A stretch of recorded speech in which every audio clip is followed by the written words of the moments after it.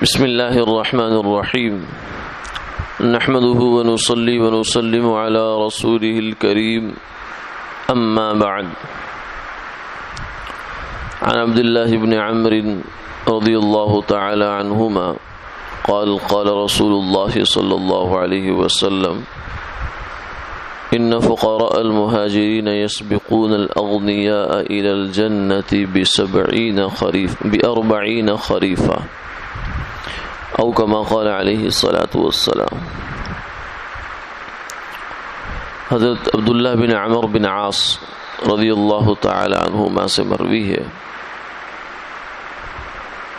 کہ رسول اللہ صلی اللہ علیہ وسلم نے یہ ارشاد فرمایا کہ مہاجرین کے نادار لوگ، تنگ دست لوگ، یہ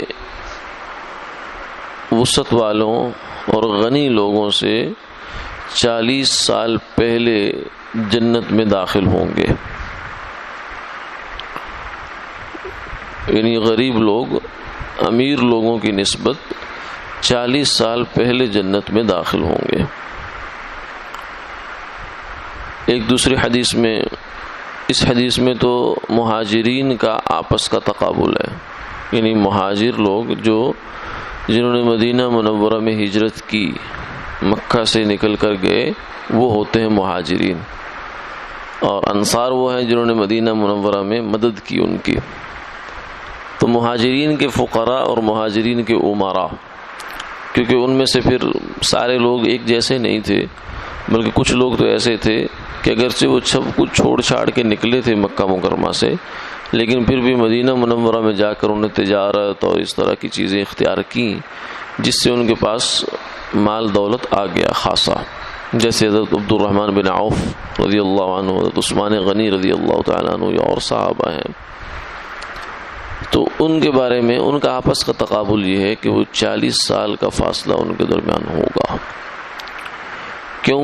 اور یہ فاصلہ کس چیز کا ہوگا؟ یہ فاصلہ ہوگا حساب کتاب کا، کیونکہ جس کے پاس مال تھوڑا تھا دنیا میں، اس کو حساب بھی تھوڑا دینا پڑے گا، وہ جلدی فارغ ہو جائے گا، اور جس کے پاس دنیا کا مال و اسباب بہت زیادہ تھا تو اسے جب خدا نخواستہ پائی پیسے کا حساب دینا پڑا کہ کہاں سے کمایا، کہاں خرچ کیا۔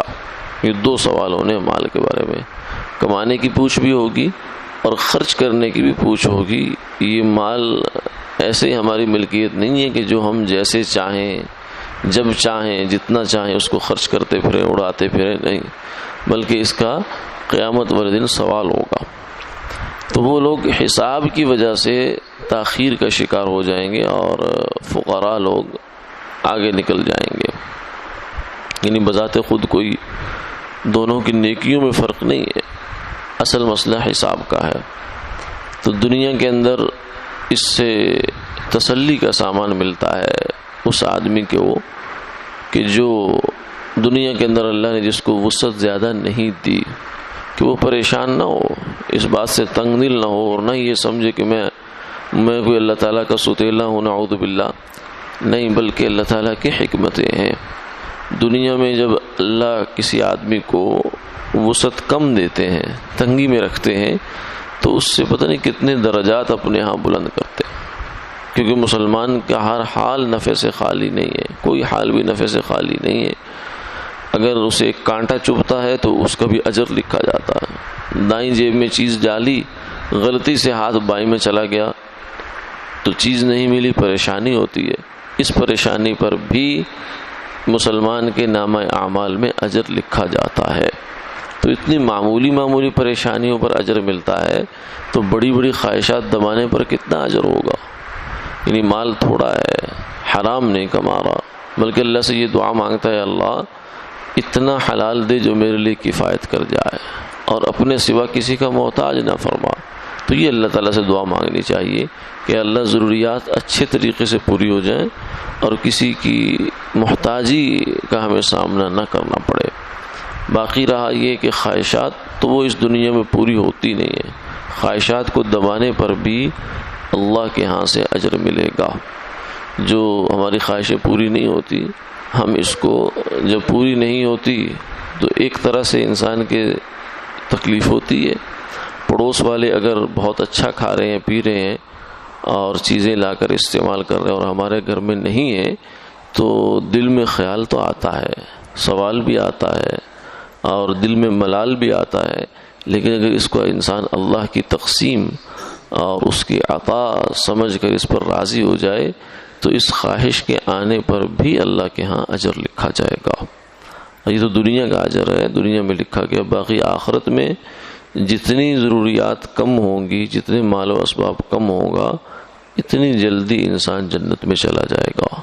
بعض روایات میں 500 سال کا فاصلہ بھی آیا ہے، یعنی غریب آدمی امیر کی نسبت 500 سال پہلے جنت میں داخل ہو جائے گا. تو اللہ تعالیٰ سب کی جو ہے وہ ضروریات کو پورا فرمائے. لیکن اگر نہ بھی ہو، تاخیر بھی ہو جائے، کچھ دعائیں مانگتا ہے انسان، کچھ خواہشات رکھتا ہے، تو اس سے گھبرانا نہیں چاہیے. انشاءاللہ اللہ آخرت میں سب ارمان پورے کریں گے.